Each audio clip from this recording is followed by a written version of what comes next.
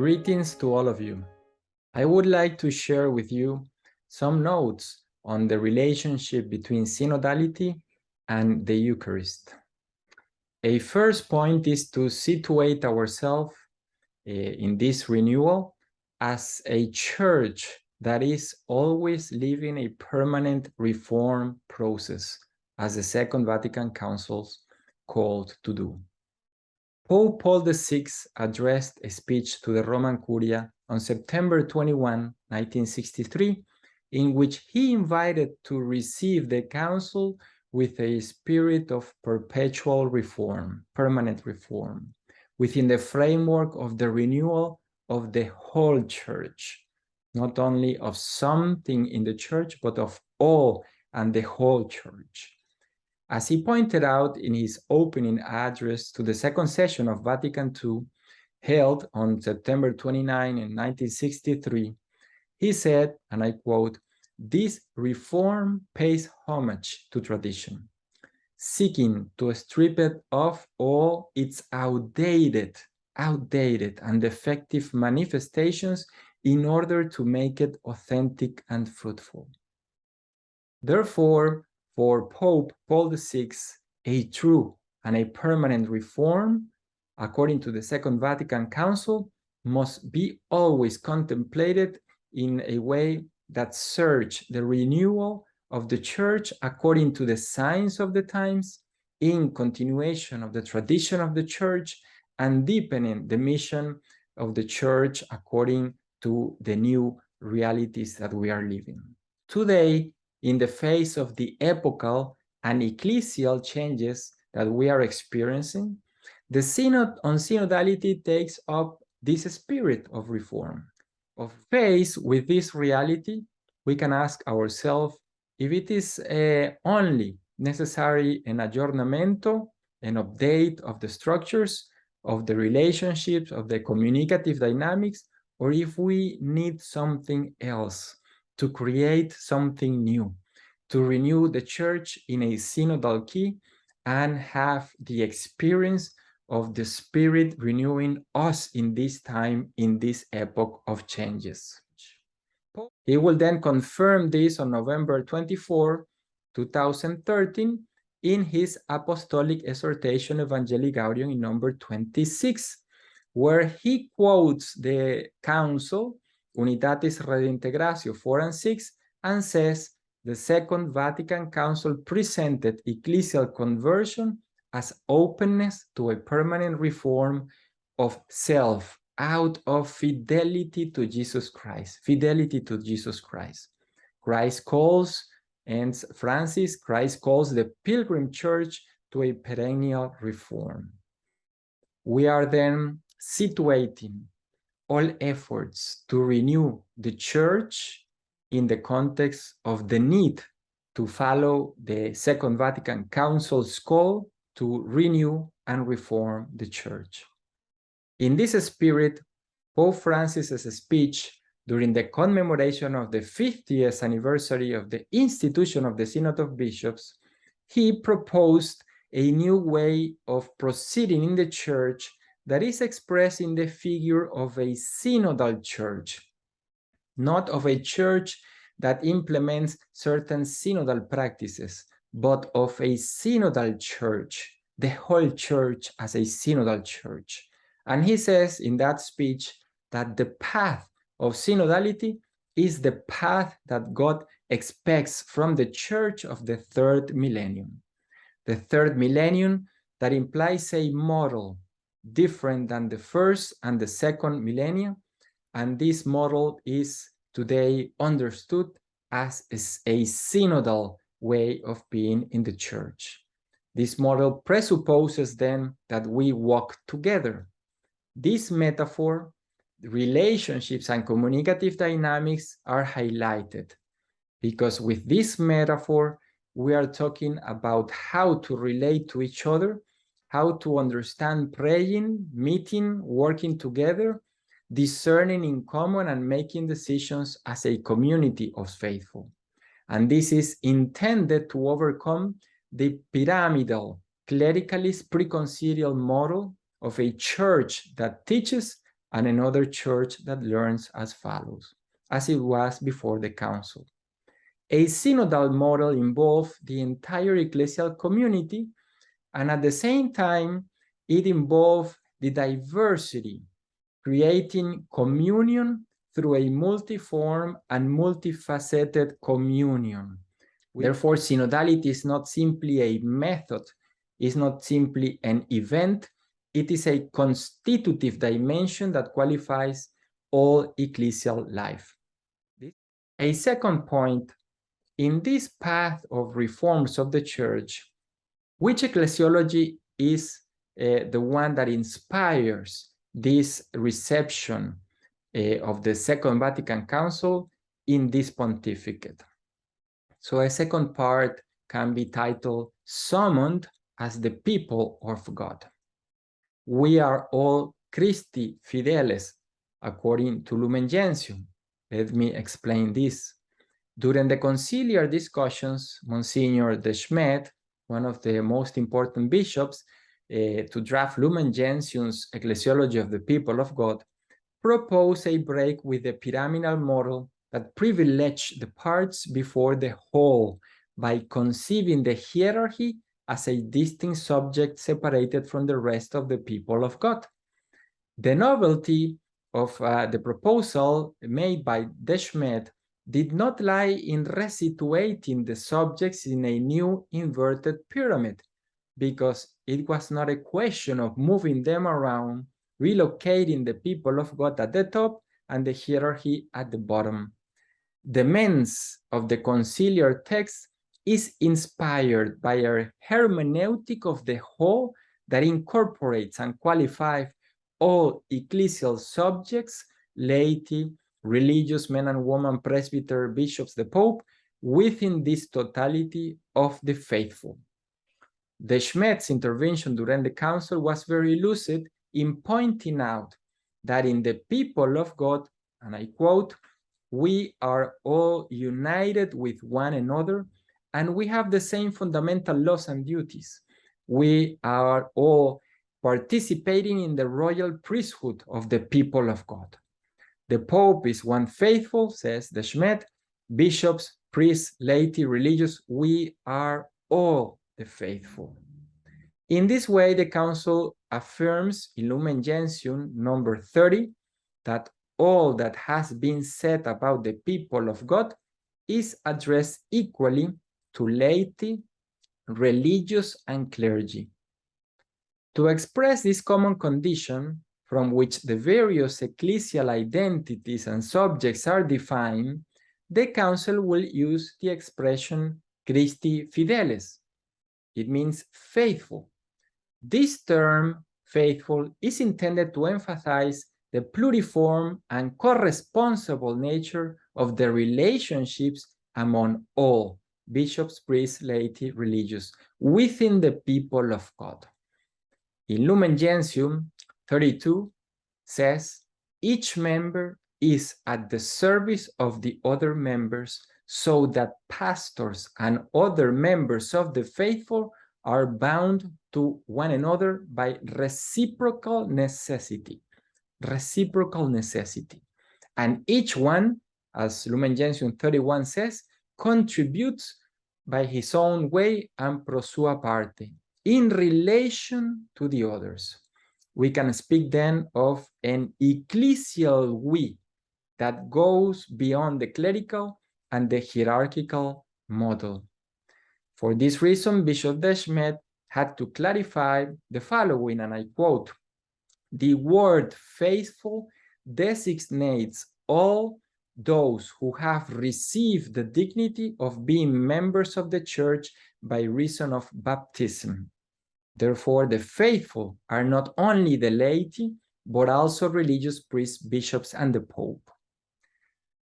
In this context, Sacrosanctum Concilium says regarding the liturgy of the church that all the faithful are called together in assemblies.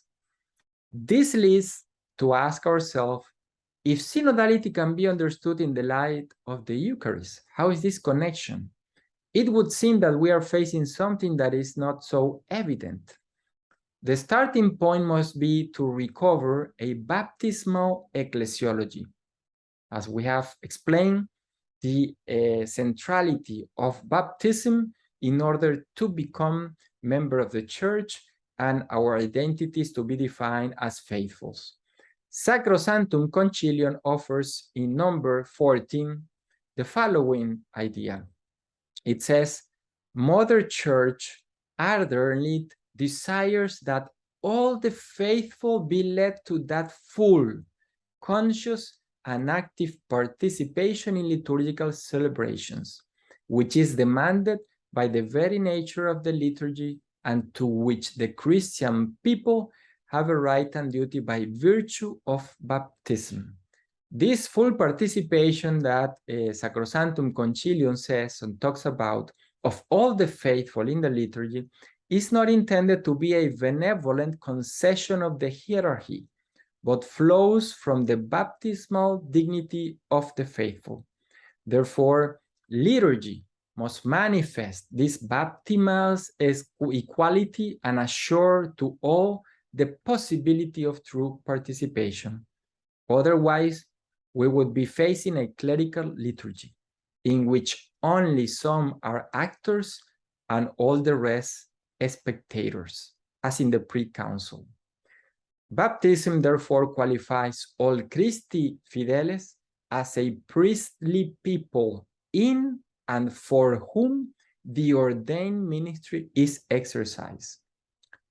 This doesn't mean that we are relativizing the liturgical sacramental celebration, but it places in the context of the whole ecclesial life the relationship between the ordained ministry, the liturgy, and the community or assembly, in which all the faithful, including the ordained ministry, are part as baptized as one faithful more. Lumen Gentium number 10 says this in a beautiful way, and I quote, "The faithful, by virtue of the royal priesthood, participate in the offering of the Eucharist and exercise their priesthood through the reception of the sacraments, prayer, and thanksgiving, the witness of a holy life, and self-denial and laborious charity." A third point, then, is the need to renew the identity and the exercise of ministerial priesthood. Without this renewal, it cannot be a renewal of the Eucharist. They are linked together. The priesthood of the faithful and what is common to all is a starting point. What we have seen so far leads us to ask ourselves how the Council understands the relationship between the common priesthood of all the faithful that arises from baptism and the ordained ministry that arises from the sacrament of holy orders.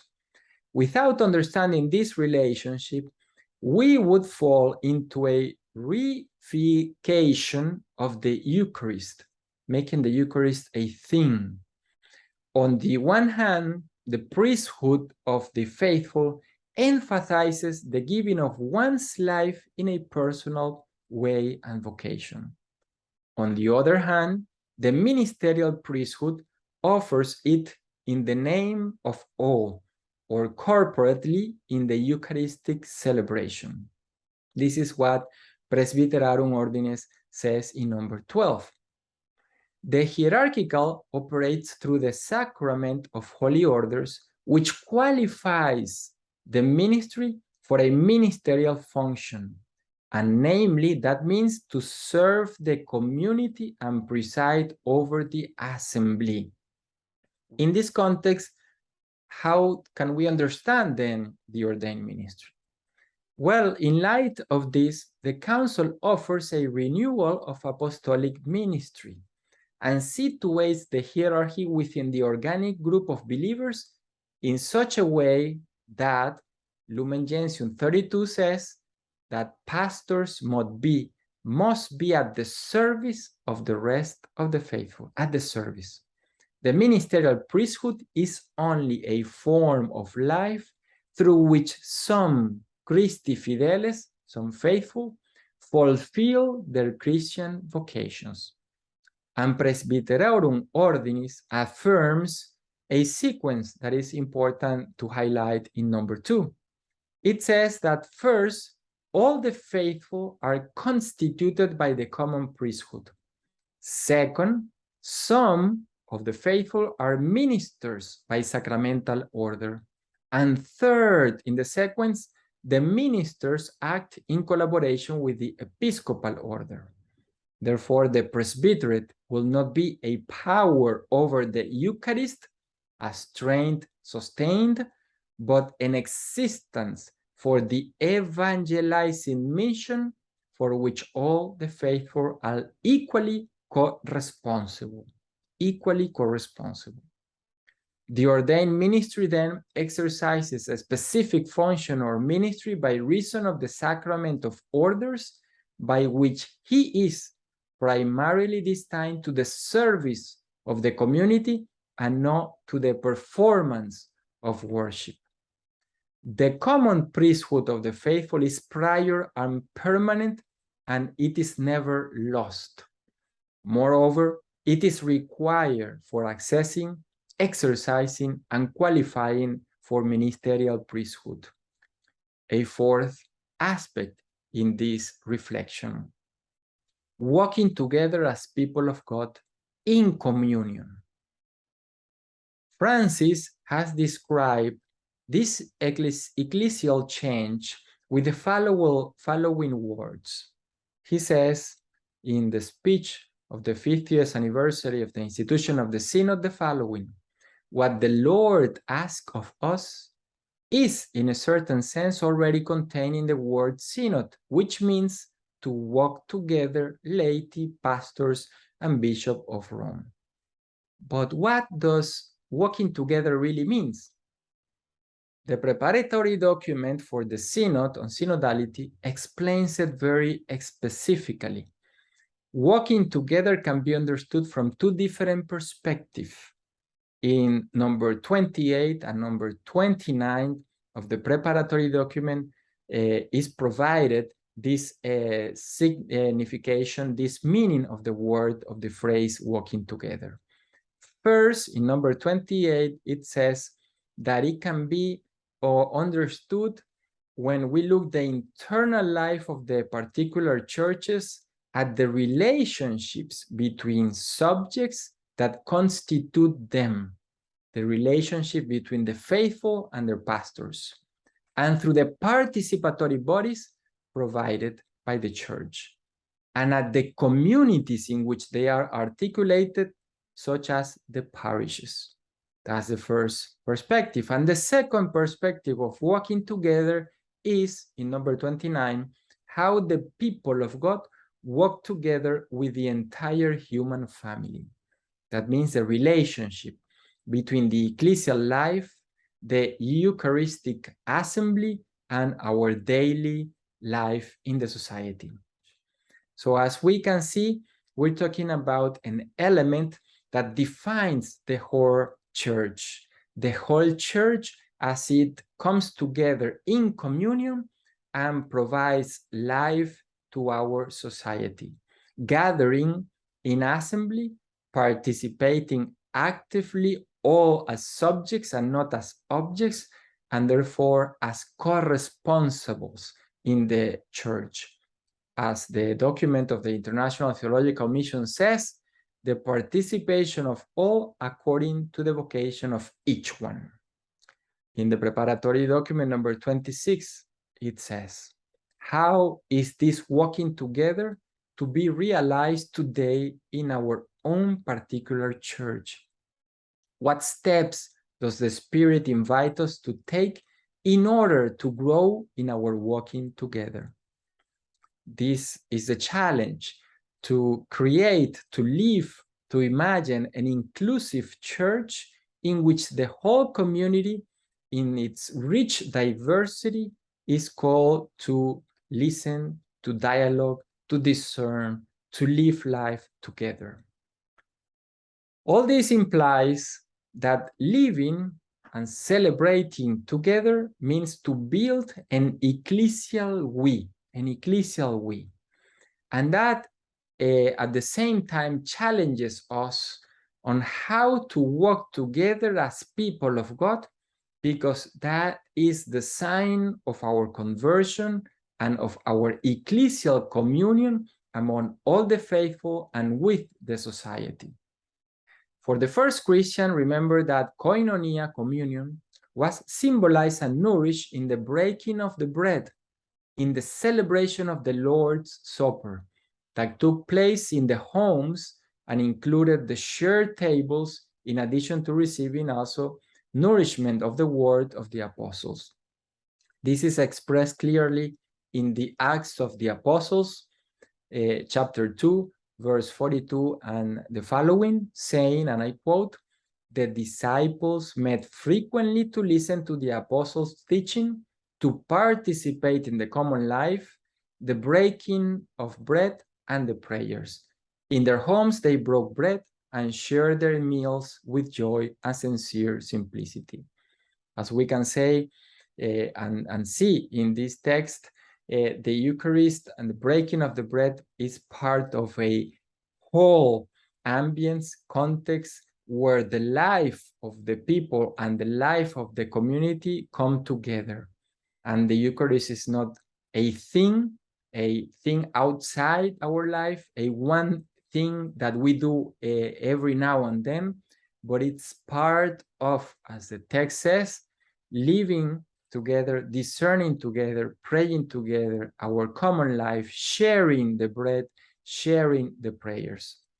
This atmosphere in which the celebration of the first Christians took place was so important that St. Paul tells the Corinthians, and this is very interesting, that they do not celebrate the Lord's Supper.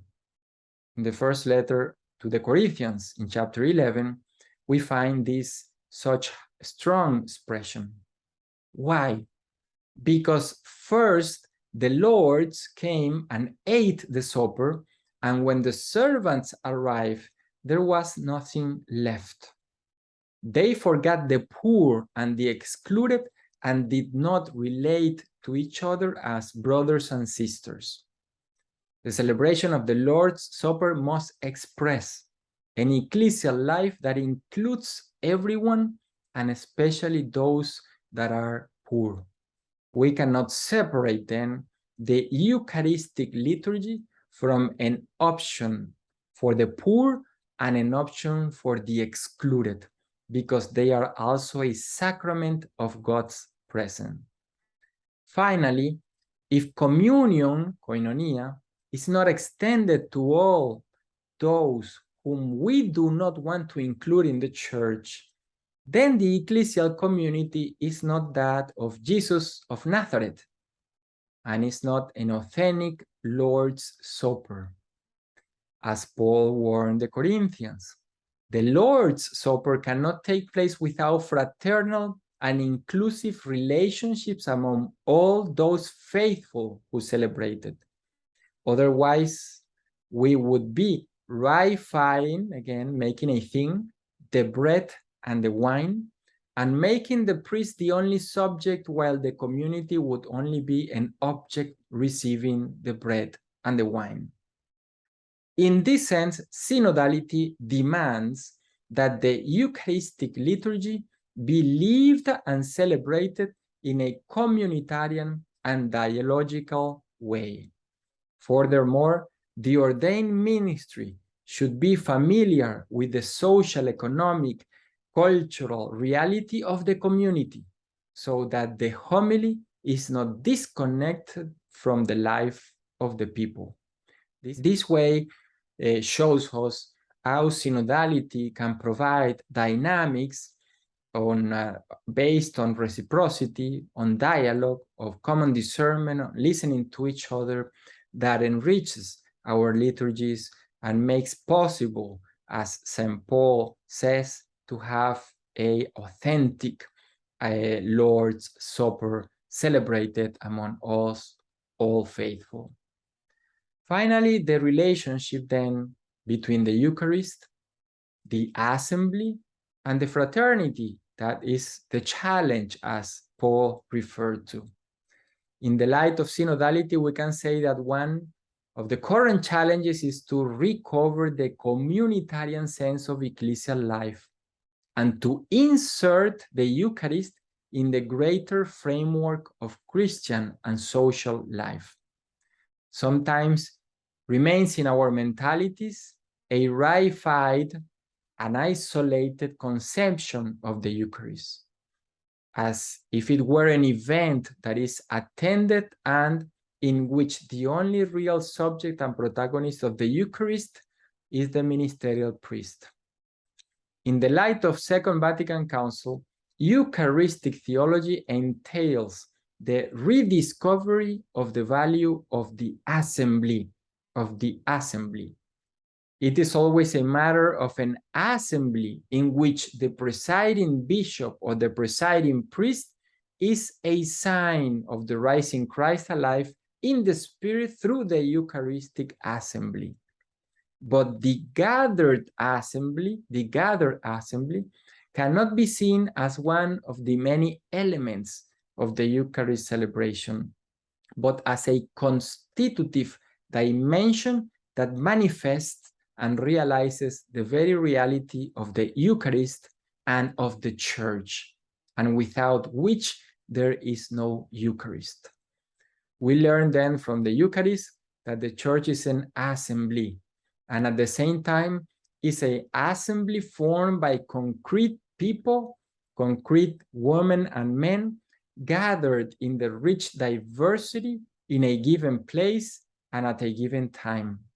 We can say that the Eucharist is an extension of the equality granted to us by baptism, breaking down ethnic, social, and sexual separations. As the letter to the Galatians reminds us, and I quote in chapter 3, verse 27, "As many of you as were baptized into Christ have put on Christ. There is neither Jew nor Greek, there is neither slave nor free, there is neither male nor female, for you are all one in Christ Jesus." It is also this baptismal equality then lived in the diversity of vocations, ministries, services, gifts, and charisms, because the Eucharist community is not an indefinite assembly where roles are interchangeable.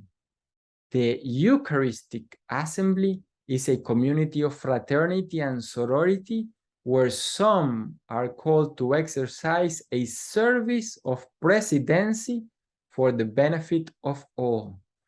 Therefore, the one who presides is part of the assembly, as is not outside of the assembly.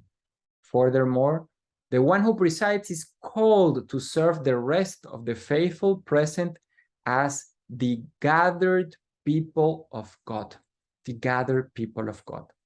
Thus, both assembly and pastors need each other for an authentic Lord's Supper to take place, because in a synodal church, pastors or faithfuls are not without each other or against each other.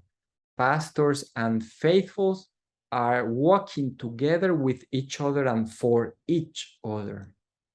In light of all these reflections, we are left then with the challenge of building a synodal church in which the Eucharist is not reified, is not made a thing, is not separated from our daily life and from the relationships of fraternity with the others. The Eucharist must be lived as part of a personal and communitarian journey that shapes a Christian lifestyles. We can conclude by saying the following quote of the International Theological Commission in the document on synodality in the life and the mission of the Church. "It is therefore a matter of living in communion the grace received in baptism and brought to fulfillment by the Eucharist, the Paschal transition from the I, understood in an individualistic way, to the ecclesial we, in which each I, being clothed with Christ, lives and walks with the brothers and sisters as a responsible and active subject in the unique mission of the people of God, the path from the I to an ecclesial we. Thank you.